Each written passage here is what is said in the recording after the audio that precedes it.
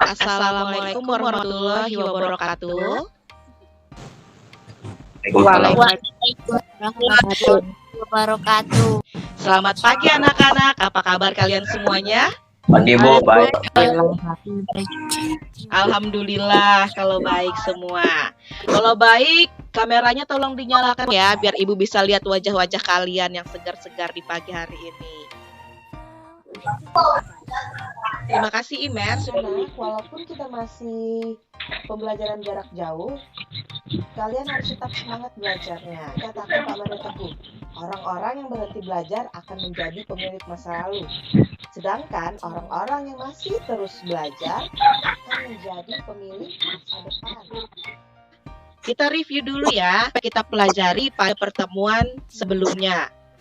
Masih ingat anak-anak, minggu lalu kita belajar tentang apa ya? Minggu lalu kita sudah belajar tentang perumusan dan penetapan Pancasila sebagai dasar negara.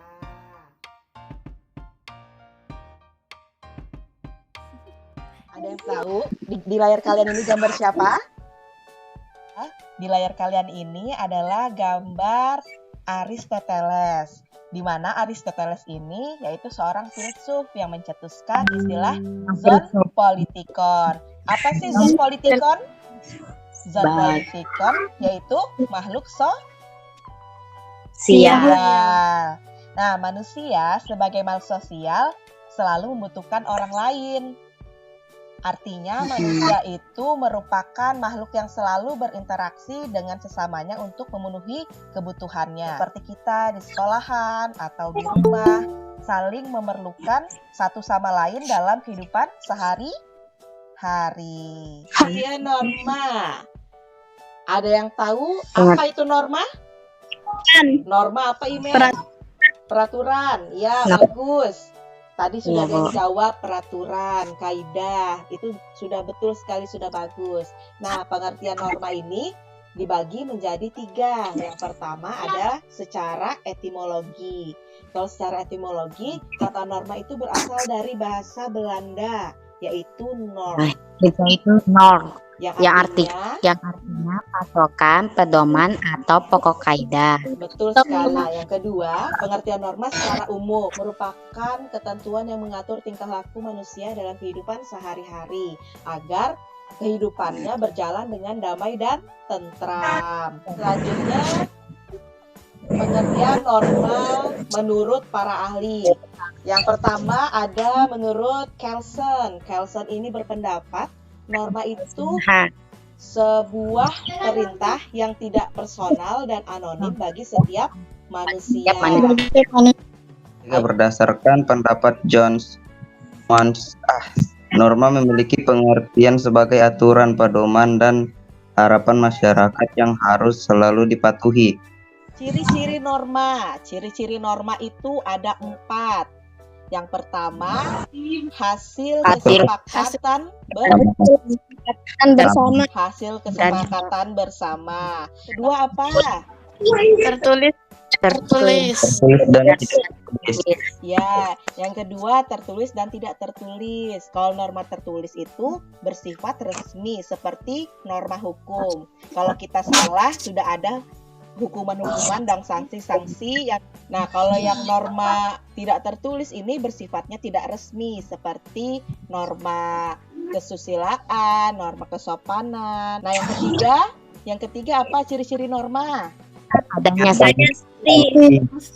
Yang ketiga adanya sanksi. Daya ikat sanksi yang terdapat dalam norma ini berbeda-beda.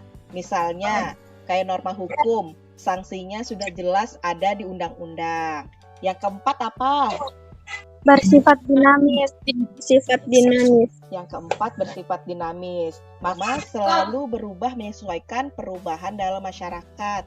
Perubahan norma itu menyebabkan perubahan pola perilaku anggota masyarakat. Norma-norma apa saja yang ada dalam kehidupan masyarakat? Ada yang tahu? Agama. Ya, agama. Betul. Lagi? Kesusilaan. Norma kesusilaan. Good job. Norma hukum. Satu lagi? Kesopanan. Oke, bagus. Norma itu ada 4. Norma agama, norma kesanan, norma kesusilaan, dan norma Norma hukum. hukum. Nah, norma agama adalah aturan yang bersumber pada hukum agama atau kitab suci yang berasal dari Tuhan yang Maha Esa. Ada yang bisa memberi contoh norma agama? Tidak boleh sama manusia. Anak-anak, sampai sini penjelasan Ibu. Ada yang ingin bertanya? Ya, Dimas mau bertanya? Apa sih bedanya norma dengan tata tertib? Bagus sekali Dimas pertanyaannya. Anak-anak, ada yang bisa membantu menjawab? Ibu bantu jawab pertanyaan ini. Bedanya norma dengan tertib. Nah, kalau norma itu sebuah seperangkat aturan baik tertulis maupun tidak tertulis yang disepakati oleh kelompok masyarakat untuk mengontrol tingkah laku manusia. Sedangkan kalau tata tertib itu suatu peraturan yang harus ditaati dengan ketentuan-ketentuan dan biasanya bersifat tertulis. Bila kita melanggar tata tertib tersebut akan mendapat sanksi. Nah, seperti itu Dimas. Bisa dipahami Dimas? Bisa, Bu. Oke. Sebentar lagi Ibu akan kirim link kuis di WhatsApp grup. Nanti kalian tinggal klik ya. Cara mengerjakannya kalian tulis dulu nama lengkap kalian. 2, 1, go.